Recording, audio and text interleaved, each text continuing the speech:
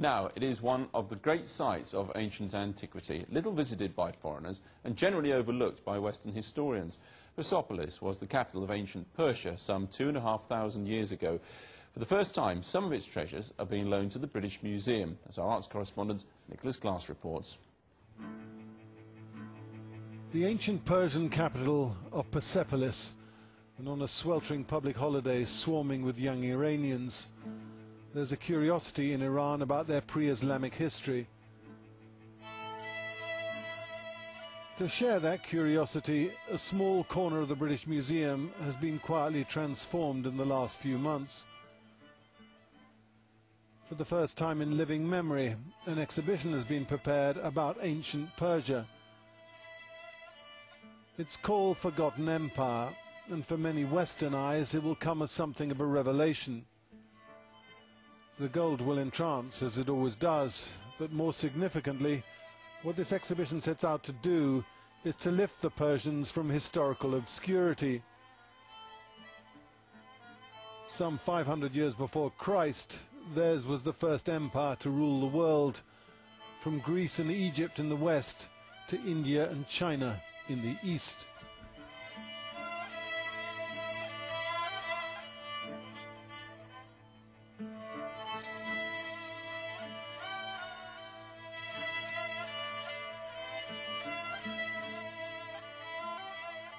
We call it forgotten because although it hasn't been forgotten in Iran, and that's an important point to stress, it has, I think, been forgotten in the West in comparison with Greece, Rome, Egypt, Babylonia, Assyria. It's very poorly known.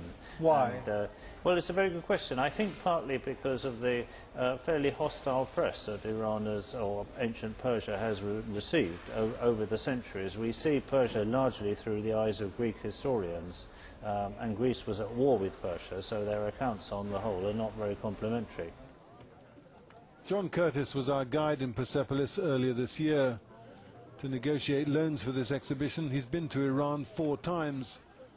Ultimately, the Iranians have been very generous. The almost life-size stone dog, a prize exhibit in the National Museum in Tehran, has come to London, along with some 80 other objects. Gold and silver is kept in the vault in Tehran and is seldom exhibited. They don't have adequate security. But the gold bowl we were shown there is now in a packed glass case at the British Museum.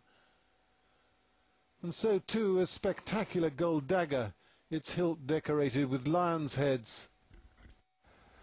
Strangely enough, one of the most impressive things in this exhibition isn't for real. It's a plaster cast.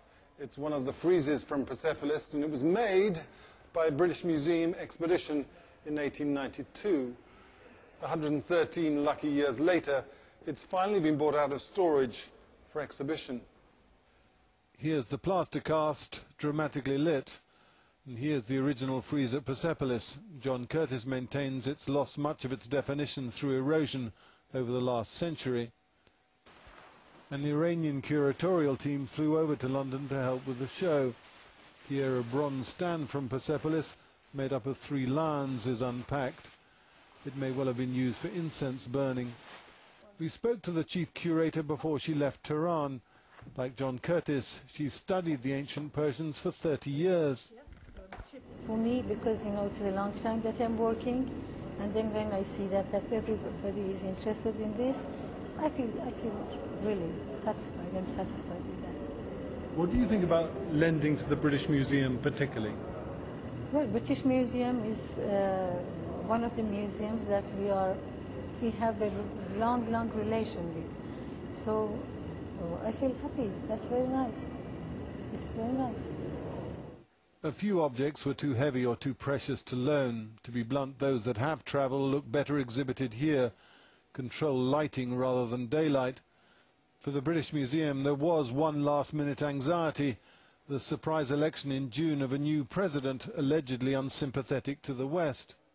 They were very, very enthusiastic and welcoming and cooperative. The only hitch was more recently with the elections and the change of government. Okay, so was there a moment when you thought, well, after all this trouble, we're not going to get it? There certainly was, yes. We were worried that for a time the exhibition wouldn't happen and that we wouldn't receive any objects from Tehran, but happily that wasn't the case.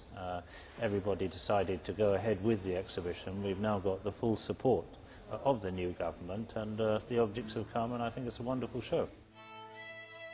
In a multi-ethnic empire, the ancient Persians encouraged religious tolerance, a sentiment of some relevance now. This show has been organised in the spirit of cultural exchange.